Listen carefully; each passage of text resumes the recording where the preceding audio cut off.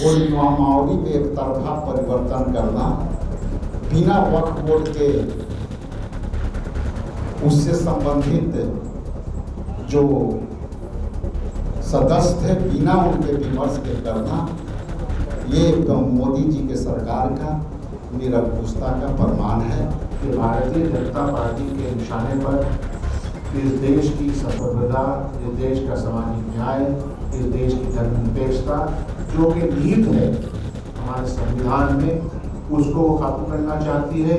उनके दिए हुए प्रोटेक्शन को खत्म करके एक ऐसी व्यवस्था कायम की जाए जहां सिर्फ और सिर्फ इनका ही राज हो, अधिनायकवाद का राज। तो भारतीय जनता पार्टी के चश्मे में दो ही नजरिया है, हिंदू और मुसलमान। संविधान में और कांग्रेस पार्टी के नजरिए में हिंदुस्तान के बहुलतावादी देश में जो मेजॉरिटी कम्युनिटी है उसके सामने भी यही भाईचारा है, यही प्रोटेक्शन की इज्जत है। भारतीय जनता पार्टी इस दिए हुए प्रोटेक्शन की और इज्जत की धज्जियां उड़ाना चाहती है। तो एक बार नहीं, मैं 100 बार बोलूंगा, टॉप टू बॉटम जाहिलों की फौज को न्याय संबद्ध काम करना आता नहीं है। नमस्कार, मेरा नाम प्रिंस मिश्रा है और आप लाइव सिटीज देख रहे हैं। देखिए, अभी जो हमारी मौजूदगी है वो कांग्रेस के सदाकत आश्रम में है और यहाँ पे जो है प्रेस कॉन्फ्रेंस करके जो है वक्फ वोट को लेकर जो है बड़ी बातें कही गई है। ऐसे में हम आपको बताते चले जिस तरीके से कांग्रेस के जो नए प्रदेश अध्यक्ष हैं राजेश कुमार राम और विधायक दल के जो नेता हैं डॉक्टर शकील अहमद खान जो हैं, उन्होंने संयुक्त रूप से जो है प्रेस वार्ता करके जानकारी दिया कि जिस तरीके से वक्फ वोट के लिए जिस तरीके से नरेंद्र मोदी की सरकार नियम को बदलना चाहते वो कहीं से भी उचित नहीं है। व्यक्ति की स्वतंत्रता है कि हम किसे और कहाँ दान करें। ऐसे में अगर छेड़छाड़ कर रहे हैं तो ऐसा हम लोग जो है होने नहीं देंगे। पहले शकील अहमद खान, राजेश कुमार राम क्या कुछ कह रहे हैं, उनके बयानों को सुनाते हैं। संविधान के मूल्यों जो बाबा साहब भीमराव अम्बेडकर ने दिया था, उसमें सबसे बड़ा मूल्य था धर्मनिरपेक्षता। आज हमारी धर्मनिरपेक्षता खतरे में। उसका जीता जाता उदाहरण वक्फ बोर्ड के निरंकुश तरीके से इसको दंत विहीन करना, अधिकार विहीन करना। इसलिए हम इस वक्फ बोर्ड बिल को अखिल भारतीय कांग्रेस कमेटी और बिहार प्रदेश कांग्रेस कमेटी घोर निंदा करती है। इसके हम घोर विरोध करते हैं कि धर्मनिरपेक्षता को खत्म करने के लिए पहला प्रहार आपने जो है वक्फ बोर्ड को, अधिकार को खत्म किया। दूसरी तरफ वक्फ बोर्ड के जो नियमावली है वो नियमावली में एक तरफा परिवर्तन करना, बिना वक्फ बोर्ड के उससे संबंधित जो सदस्य थे बिना उनके विमर्श के करना, ये मोदी जी के सरकार का निरंकुशता का प्रमाण है, धर्मनिरपेक्षता का खत्म करने का प्रमाण है। आज मैं इसी कड़ी में आपसे बात करने के लिए मैं आपको कष्ट दिया, आपने कष्ट करके आया। करते हुए आगे के वक्तव्य के लिए मैं आदरणीय डॉक्टर शकील अहमद खान जी को मैं अधिकृत करता हूँ और बहुत बहुत धन्यवाद। शुक्रिया अध्यक्ष जी, प्रेस के मित्रों। वक्फ संशोधन बिल चर्चा का विषय खामखा भारतीय जनता पार्टी और भारतीय जनता पार्टी के विचार में विश्वास करने वाले लोगों ने लाया। जब इसकी पहली चर्चा शुरू हुई तो इसके ऊपर ज्वाइंट पार्लियामेंट्री कमेटी का गठन हुआ। ज्वाइंट पार्लियामेंट्री कमेटी में कांग्रेस पार्टी के अलावा इंडिया गठबंधन के तमाम जो घटक दल हैं उनके मेंबरान इसमें शामिल हुए। पूरे देश का दौरा ज्वाइंट पार्लियामेंट्री कमेटी ने किया और ज्वाइंट पार्लियामेंट्री कमेटी के अंदर जिस तरह से, चूंकि जाहिर सी बात है कि उसमें मेजॉरिटी भारतीय जनता पार्टी के लोगों की, इसी तरह का कंपोजिशन बनाया गया था, तो जितने भी रिकमेंडेशन देश भर में जो ये इंटरव्यूज हुए थे जो कमेटी गई थी और उसके जो प्रपोजल आए थे उनको धरता बताते हुए अपने तरीके का फिर से अमेंडमेंट लाने का प्रयास है।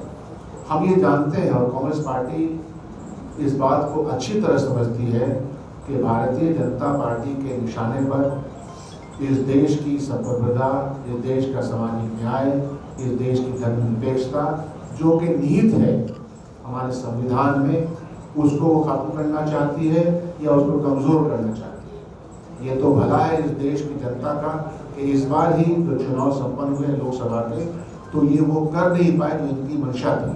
400 पार के नारा के पीछे इनकी मंशा यही थी कि संविधान को किसी तरह से बदल दिया जाए और संविधान में जो प्रोटेक्शन दिए हुए हैं, चाहे वो अल्पसंख्यक समुदाय को हो, चाहे वो दलित समुदाय के हो, चाहे अन्य समुदाय को हो, चाहे महिलाओं को हो, चाहे ट्राइबल्स को हो, उनके दिए हुए प्रोटेक्शन को ख़त्म करके एक ऐसी व्यवस्था कायम की जाए जहाँ सिर्फ और सिर्फ इनका ही राज हो, अधिनायकवाद का राज हो। तो चलिए, इस देश की जनता ने कम से कम इनको यहाँ तक तो लाया कि ये वो कर नहीं पाए।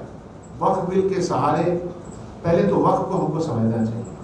वक्फ एक उर्दू लफ्ज़ है, इसका हिंदी लफ्ज़ है दान। हमारे पूर्वजों ने किसी भी समुदाय के हो, उन्होंने बहुत सारे दान की भूमि दी है। दान की भूमि के ट्रस्ट बने हैं, मंदिरों के ट्रस्ट बने हैं, गिरजाघरों के ट्रस्ट बने हैं, मस्जिदों के ट्रस्ट बने हैं, कब्रगाहों के ट्रस्ट बने हैं, गौशाला ट्रस्ट में चलता है। तो हमारे बड़े बड़े लोग जिनके पास औलादें भी नहीं होती हैं, जिनके पास बहुत प्रॉपर्टीज होती है, तो वक्त में मतलब दान की भूमि दी गई और उसमें ये कहा गया है कि इस दानकर्ता ये लिख देता है कि हमारे इस दान की भूमि से हमारे समाज के कल्याण के लिए आप काम करेंगे। और इसी तरह देखिएगा पूरे देश में, जैसा कि मैंने कहा, हर समुदाय के दान में दिए गए जो जो जो जो पैसे हो सकते हैं, ज़मीन हो सकती है, घर हो सकता है, बिल्डिंग हो सकता है, उसके माध्यम से समाज की देखभाल होती है। अगर आप देखिएगा बहुत सारे टेम्पल्स हैं, हमारे यहाँ टेम्पल्स है, उसके दान के माध्यम से हॉस्पिटल चल रहे हैं, ये बहुत अच्छी चीज़ है। तो दान के माध्यम से दिए गए इन पैसों का और इस प्रोटेक्शन को, इस पूंजी का इस्तेमाल उसी कम्युनिटी के लोग करते हैं। और इसके लिए सरकार ने भी पार्लियामेंट में बहुत पहले बिल ला रखा है।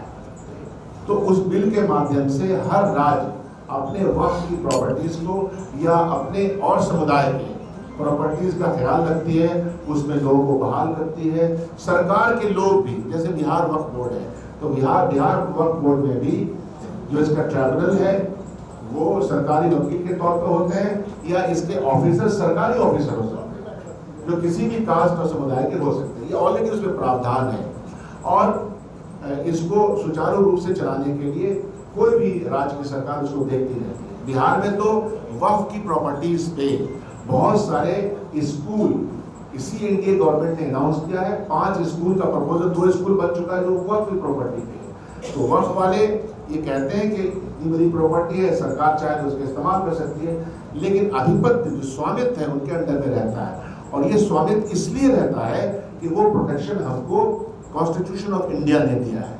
कॉन्स्टिट्यूशन ऑफ इंडिया के आर्टिकल्स आफ्टर आर्टिकल्स ने हमको ये प्रोटेक्शन दे रखा है कि हर समुदाय अपने अपने प्रॉपर्टीज का, अपनी आइडेंटिटी का, अपने रिलीजन का, अपने भाषा का, अपने क्षेत्रीय अस्मिता का ख्याल करें। इसीलिए आप देखिएगा कि देश भर में ये चाहे वो ट्राइबल बेल्ट हो, चाहे वो कोई और क्षेत्र हो, तो भाषा को लेकर के हो, हर चीज़ के लिए प्रोटेक्शन हमको, हमारा संविधान इतना पावरफुल है।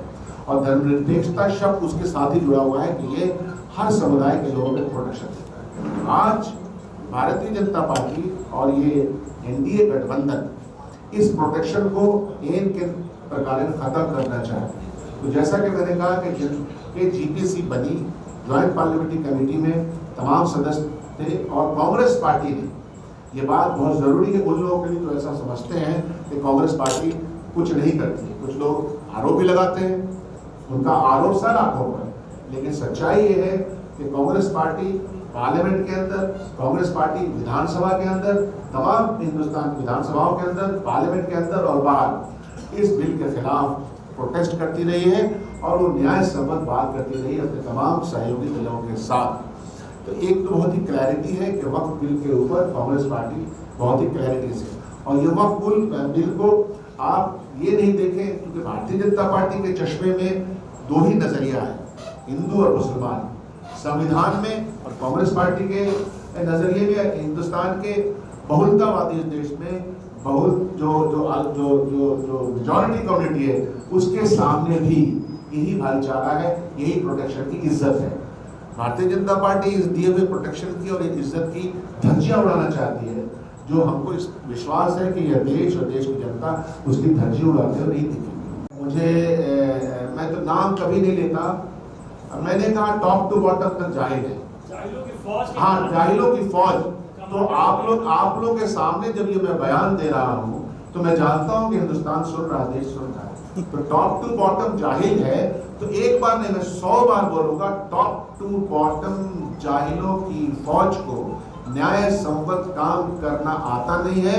और इस देश में बाबा साहब भीमराव अंबेडकर के दिए हुए जो व्यवस्था बनाई गई कॉन्स्टिट्यूशन में, उसके गला के घोटने का काम हर रोज किया जा रहा है। सामाजिक न्याय और सामाजिक एकता के को गला घोटने का काम गोडसेवादी हर रोज कर रहे हैं, टॉप टू बॉटम। सवाल जाहिलों के कमांडर भी जाहिल है ना, ये प्रधानमंत्री जाहिल है ना। अब क्या है कि पढ़े लिखे लोगों के लिए, आप तो पढ़े लिखे विद्वान हैं, पढ़े लिखे लोगों के लिए इशारा काफी। हाँ एकदम, मैंने टॉप जो मैंने अपनी बात रखी टॉप टू बॉटम। अब आप तो पढ़े लिखे आदमी हैं तो हमको कोई नाम नहीं, हमारे सब नेता ने बता दिया है डिग्रियों के बारे में, वो सब की चिंता नहीं है। सवाल ये है कि टॉप टू बॉटम जाहिलों की फौज ये जानती नहीं कि देश और देश का वसूले कुटुंबकम की परिभाषा परिकल्पना क्या है, जो हमारे बुजुर्गों ने हमको दिया है और बाबा साहब अम्बेडकर ने जो जिस तरह का हमको संविधान दिया है, उसके बारे में टॉप टू बॉटम जाहिल है। बिहार आने वाले हैं, सकी साहब आप ही से बात करते हैं। कल इशू है कि अखिलेश जी ने कहा कि तेजस्वी नेता हम बोल रही है, क्या सही क्या आज का विषय बोला, घोषणा के बाद एक घोषणा भी है, उसको कर दें। कांग्रेस पार्टी आज एक बहुत ही महत्वपूर्ण घोषणा करके जा रही है, जो अध्यक्ष जी बताए। कांग्रेस पार्टी जन जन में तो है ही, घर घर में तो है ही, लेकिन कांग्रेस पार्टी का बोलबाला, कांग्रेस पार्टी सभी जगह दिखे है, लेकिन दिखे इस कार्यक्रम, बड़े कार्यक्रम का आज घोषणा माननीय प्रदेश अध्यक्ष राजेश कुमार जी अभी करेंगे, फिर आपके सारे सवालों के जवाब दिए जाएंगे। पुनः एक आपके बीच अपनी बातें रखना चाहता हूं जो ऑर्गेनाइजेशन से संबंधित है, और हम जो आगे के कार्यक्रम, कई बार आप लोग का सवाल आते हैं कि भाई आगे कैसे कार्यक्रम करें, तो हम लोग कार्यक्रम का लगातार मॉनिटरिंग भी चल रही है। रात भर हम यहाँ 12 बजे रात तक में बैठ करके इसका तो ये जो अभी है, हम लोग एक कार्यक्रम लॉन्चिंग कर रहे हैं। उस कार्यक्रम के नाम है कि कांग्रेस झंडा घर घर, हर घर में कांग्रेस के झंडा हो।